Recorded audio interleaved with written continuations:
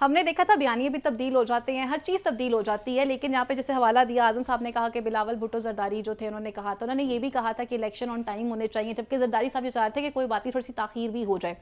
जरदारी साहब ने एक और बात कही, उन्होंने कहा कि जो बिलावल हैं वो पीपी के चेयरमैन हैं और मैं पीपीपी का चेयरमैन हूँ, ठीक है। अब वो ये क्या मैसेज देना चाह रहे थे, उन्होंने कहा टिकट तो मैंने ही देने हैं।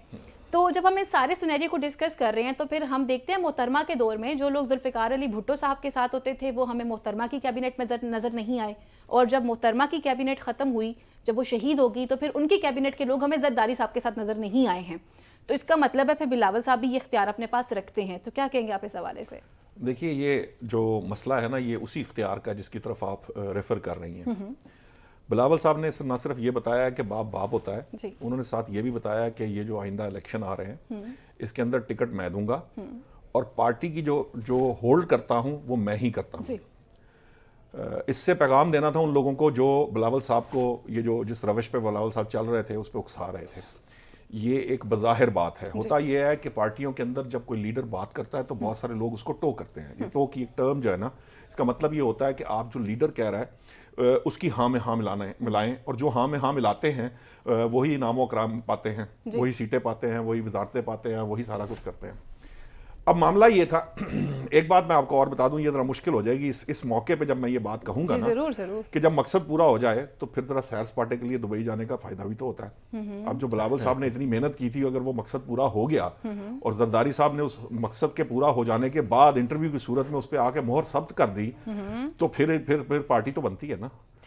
तो मामला ये अब मैं आपको ज्यादा एक्सप्लेन नहीं करूंगा, ये समझ जाएंगे मैं क्या। हाँ, ये मुझे पता था आप सवाल की तरफ जाएंगी। एक्सप्लेन करना पड़ेगा जनाब। देखिए ये जरूरी है। बात ये है कि ये जो नेशनल यूनिटी गवर्नमेंट की बात की जा रही, पहली बात तो ये है कि ये नेशनल यूनिटी गवर्नमेंट कोई चीज नहीं होती। अच्छा।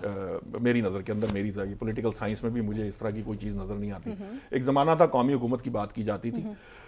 देखिए, जो चीज हमें नजर आ रही थी वो ये थी कि जरदारी साहब भी जो नून लीग को मार्जिन दे के, इलेक्शन कमीशन को मार्जिन दे के और चीज़ों को आगे चलाने की कोशिश करते हैं। कल भी उन्होंने एक बात कही कि हम इदारों को मजबूत करने वाले हैं, हम इदारों को ख़राब करने वाले नहीं हैं। अच्छा।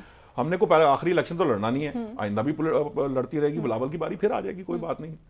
जो जिस तरफ चौधरी साहब ने कहा है कि वज़ारत उज़्मा का उम्मीदवार कौन है, वैसे मेरा मामला मुझे ख्याल है कि ये सदारत का मामला आता है। लेकिन बहरहाल अब मामला ये है कि इस सारी सिचुएशन के अंदर जब आप कोई चीज तय करते हैं, इससे आप देखिए एक पंथ और कई काज हुए हैं जी।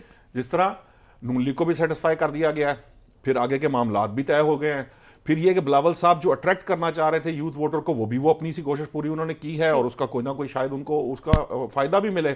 अब इतने सारे फायदे लेने के बाद बंदे फिर मैं घूम के कहूंगा कि पार्टी तो बनती है।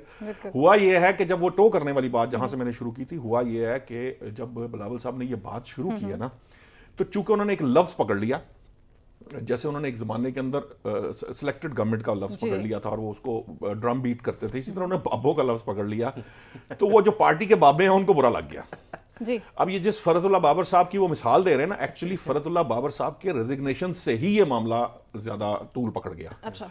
और पार्टी में बहुत सारे बाबे हैं जिनकी एक लिस्ट भी बनी हुई है। आपको मैं ये बता दूं कि बिलावल के करीबी साथियों ने जो बिलावल और उसके करीबी हैं, जैसे एक जमाने में उन्होंने, आपको याद होगा, कायम अली शाह साहब को सीन से हटाया था और मुराद अली शाह साहब को सामने लाए थे। उस वक्त यही बात थी कि हमें वाइब्रेंट क़यादत की जरूरत है जो दिन रात काम करके लोगों को डिलीवर कर सके। और एक लिहाज से देखा जाए तो सिंध में ये जो उनका फलसफा था उसने किसी हद तक उनकी डिलीवरी को, पीपल्स पार्टी की डिलीवरी को बेहतर भी किया कायम अली शाह साहब की निस्बत जो उनकी डिलीवरी थी। अब ये मामला था, लेकिन मसला यह है कि पीपल्स पार्टी के अंदर उतनी नौजवान क़यादत इस वक्त मौजूद नहीं है।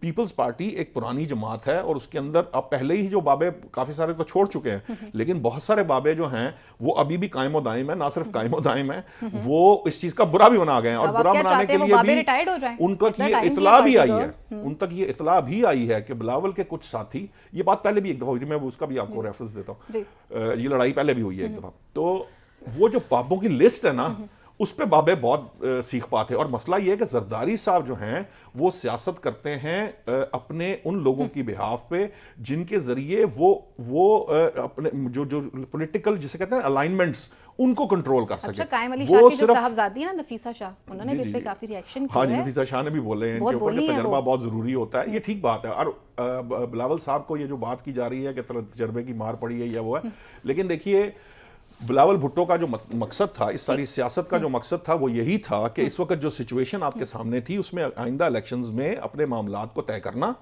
और जो अगली हुकूमत बनेगी ये सबको पता नजर आ रहा है कि हुकूमत किसकी बनने जा रही है और उसमें पार्टी अलायंस में कौन सी होगी, आप एक खास लेवल से आगे नहीं जा सकते।